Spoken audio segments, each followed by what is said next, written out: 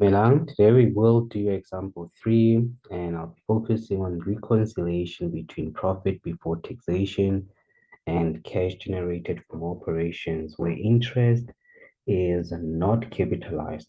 This question was adopted from IB paper 1 of March 2019. Now, Outdoor Expo Limited sells outdoor camping equipment at a markup of 25%. Our markup is 25%. I will highlight that, even though I don't know if it's important here or not. And it says on the 30th of November 2016, they had issued 4 million shares.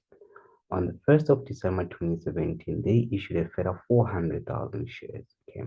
So now by the 1st of January 2018, total number of shares issued will be 4,400,000 rand. And then they said under the information extract from the income statement for the year ended 30 November 2018, they gave us net profit before taxation. Our net profit before taxation is 1,884,000. Net profit after tax is 984,000, and depreciation is 156,000. Okay. I will firstly record that net profit before taxation in my reconciliation between profit and changes in working capital. Okay. And here we'll record it as net profit before taxation, and that will be 1,884,000. Okay, you take it straight to your reconciliation statement, which is note number 1, where we are reconciling profit before taxation and cash generated from operations. Okay, and then I'm going to have depreciation. But with depreciation, I will need to read further. Okay, normally I will do this during my reading time. Okay, and I've got depreciation of 156,000. And they said extract from the balance sheet as at 30 November 2017. They gave us inventory, which is 1,700,600. And for last year, it was 1,441,000. Non-current liabilities, which is a loan from Standard Bank, it is 640,000 this year. Last year, it was 700,000. You can tell that we actually made a payment during the year. A payment of around 60,000 rand. And then they said additional information extract from the notes to the financial statements on 30 November 2018. They gave us trade debtors, prepaid expense, and sales income tax. I know that sales income tax doesn't belong here. Okay, I'm not supposed to include it when I calculate changes in trade and other receivables. Okay, I will leave that as it is, and I'll just go to the next page. What do they say in the next page? I've got trade and other payables, and then I've got accrued expense, which is interest on loan. If your accrued expense relates to interest on loan, please note that you have to exclude it because interest paid must be shown separately on the face of your cash flow statement. Similarly, sales income tax must be shown separately on the face of the statement of cash flow. So I have to exclude it for 2018, and shareholders for dividends will also have to be excluded. And then they said to you the loan repayment was made on 1 June 2018. The interest rate on the loan is 11% per annum. Interest is not capitalized. So basically, they are allowing me to calculate our interest expense for the current year. And they said to you the company only has one depreciable asset, which is a vehicle. So there's only one depreciable asset. This vehicle was sold at book value. The carrying value of the vehicle was 300,000 at the beginning of the financial year, which is good. And then they say depreciation was calculated on cost for the full year. I will highlight that. So we don't need to calculate depreciation here. It was already calculated for us, but it was calculated for the full year. Instead of the part year at 156,000. Okay, so we calculated depreciation, which is 156,000, which was for the full year. But question is, we are supposed to calculate depreciation for how long? It depends as to when this asset was sold. When was this vehicle was sold? They said to you the vehicle was sold on the 30th of September 2018. Okay. That's where you need to go back and check when the financial year ends, which is key. Our financial year end is 30 November 2018. So meaning that it started on the 1st of December 2017, sorry. So it is December 2017, January 2018, February, March, April, May, June, July, and then we've got August. And September will be the 10th month. I need to check on which day of September was this vehicle sold. It was sold on the 30th of September, meaning that we've had this vehicle for 10 months, but we only calculated depreciation for 12 months. Depreciation was calculated for 12 months, but we've only used this vehicle for 10 months. So we need to calculate depreciation only for 10 months. Remember, depreciation is the cost of using the asset. We only depreciate the asset when we use it. In this case, we've used it for 10 months. We cannot depreciate it for 12 months because it wasn't available for the last 2 months. It was only available for use and used for the 10 months in the current financial year. So I need to adjust that 156,000 from being a yearly depreciation amount to being only depreciation for 10 months. How do I do that? When I go to my reconciliation between profit and cash generated from operations, I will simply write depreciation in brackets. I will take the 156,000 multiplied by 10 over 12. It'll give me 130,000. Okay. The next thing that I need to put in there is my interest expense. And according to this information here, what did they say about interest expense? They said a loan was repaid on the 1st of June. Remember, our loan was decreased by 60,000 from 700,000 to 640,000. So that reduction happened, according to this statement, that reduction happened on the 1st of June 2018. Meaning that this loan was 700,000 until the 1st of December, the 1st of June 2018. Okay,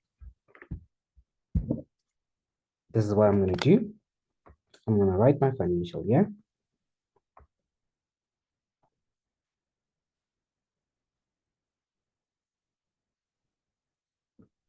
So I'm going to have 1 December 2017, and then I'm going to have 30 November 2018, and then the 1st of June, which is just in the middle, 1st of June 2018. So for this period here, the loan amount was 700,000. And for this period here, the loan amount was 640,000. So all I'm going to do is to take the 700,000 times it by 11% and then times it by 6 over 12. That will be the interest of the 700,000. But after the 1st of June, it was decreased to 640. So now I'm still going to multiply it by 11%, but times it by 6 over 12. And this will give me my depreciation, not my depreciation, my interest expense for the year.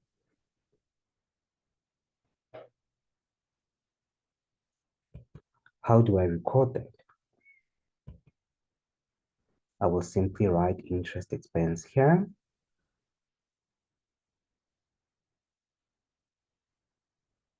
Then you will have 700,000 times 11% times 6 over 12. We apportion it, we calculate it for 6 months. It was 700,000 only for 6 months. So the 11% interest will only be for 6 months on that 700,000. But after that, it will be on the 6 months of the 640,000. And this will give us our total interest expense, which is 73,700. Remember, when it comes to depreciation and interest expense, depreciation we added back to eliminate the depreciation that was subtracted because the depreciation is a non-cash item. No money went out. With respect to interest expense, we add back that 73,700 because interest expense is a financing activity. It results from it's a financing cost. That's why we need to show it separately on the face of your cash flow statement. Now, our operating profit before changes in working capital will be 2,087,700. How did I get that? I took this 1,884,000. I added it with 130,000 and I added it with 73,700. And that's how I got this total here, which is 2,087,700. Now I'm going to go into changes in working capital. And the first thing I'm going to start with there is inventory. Before I even write the increase in inventory, let me just analyze it quickly here. Please note that our inventory balance is this one here. It has decreased from 1,441,000 to 1,700,600. Now, what does that decrease? What does that increase mean? The increase in inventory, it increases because we bought more, as current inventory is higher than previous year's inventory value. Now, this will result in a cash outflow, a decrease in cash, because the increase in inventory means we bought more. Now, the cash outflow will be 1,700,600,000. You minus 1,441,000.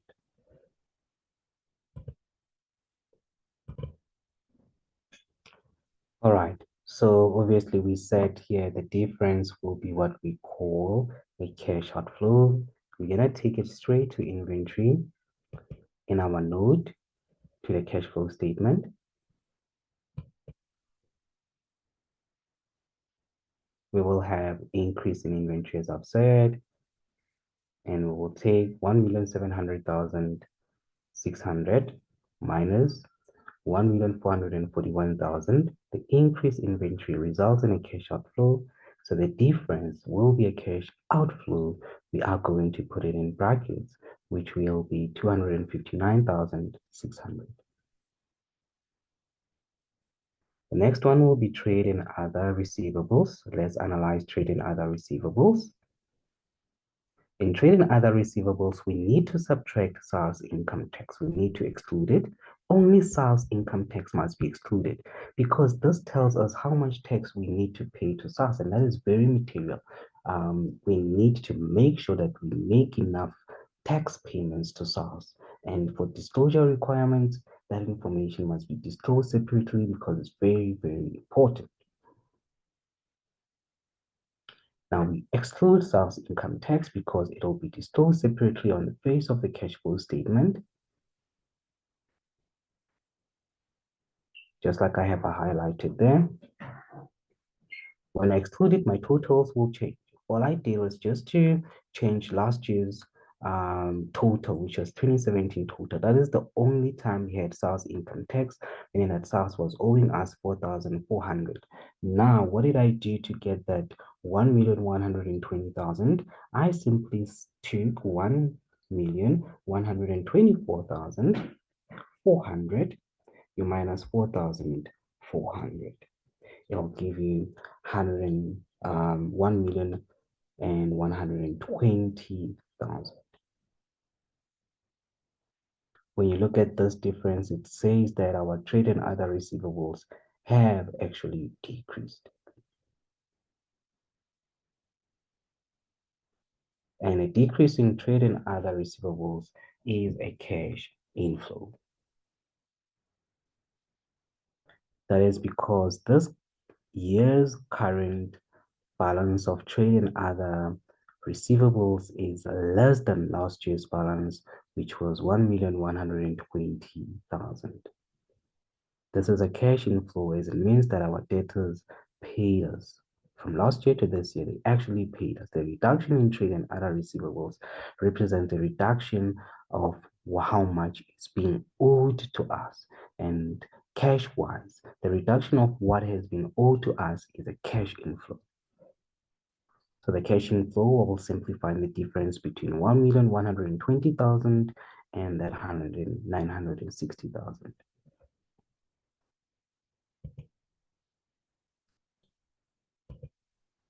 In my note to the cash flow statement of cash flow, I'll write decrease in trade and other receivables, which will be 960 minus 1,120,000. Or you could have just written as 1,120,000 minus 960, and the amount is going to be 160,000. It is a cash inflow. That's why I do not put it in brackets.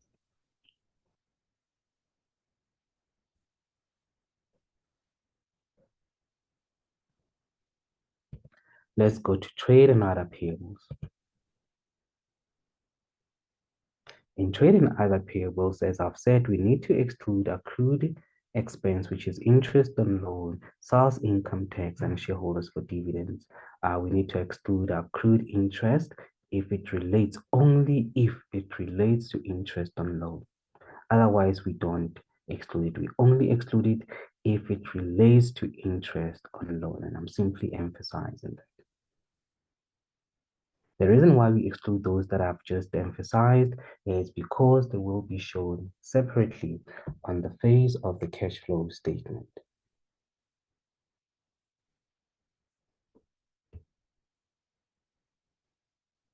Are we flowing? Just like cash? I hope knowledge is flowing in.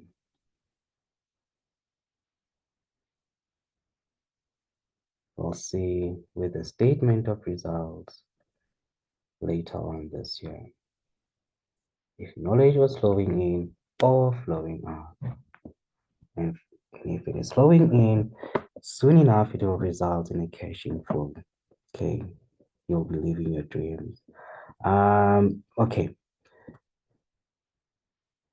Now, once I've excluded those, please note that last year's balance will be 741,400 and this year's balance will be 829,400. Now, as I've shown you in the previous one, for me to get that 741,400, I took 1,016,615. You minus, that is for last year, you minus 256,000. Okay, so it is this minus 256,000, and then you minus that 19,250. It'll give you 741,400. And for this one here, I took this, which is 1,203,800. You minus 352,000. You minus 4,800. Then you minus 17,600.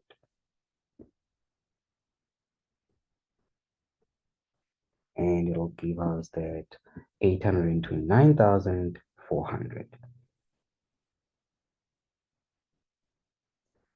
Increase in trade and other payables. You realize that there is an increase in trade and other payables. An increase in trade and other payables simply reflects that we actually saved money.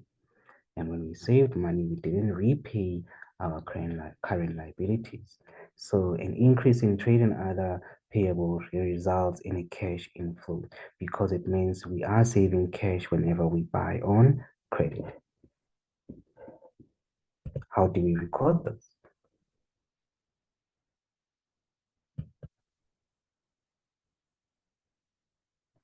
You will write increase in trade and other payables in brackets. You will have 829,400 minus 741,400. That will give us a positive amount, which is 88,000.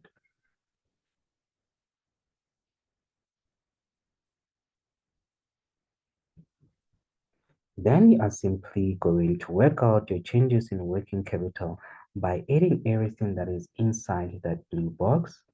So when I add this, I'm simply going to write in my calculator minus 259,600 plus 160,000 plus 88,000. I still get a negative answer, which is 187,600. And that 187,600 is a cash outflow from changes in working capital. Okay, I did something wrong here. Plus 88, I'm getting, yes, negative 11,600, which is a cash outflow. I'm going to take these two and add them up. So you will simply take the 2,087,700 added with negative, basically it's just minus 11,600. It'll simply give me cash generated from operations amount, and that will be 2,076,100. I hope we are together. In the next video, we will simply be doing example 4. If I'm not mistaken, it is the 2018 or 2019 November paper.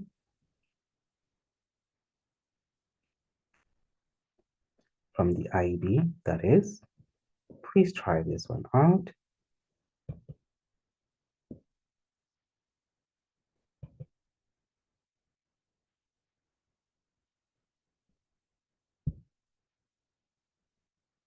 Okay.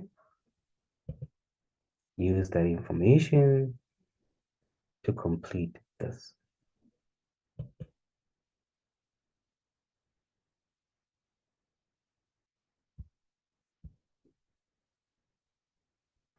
Please try this before the next video. For now, khotso.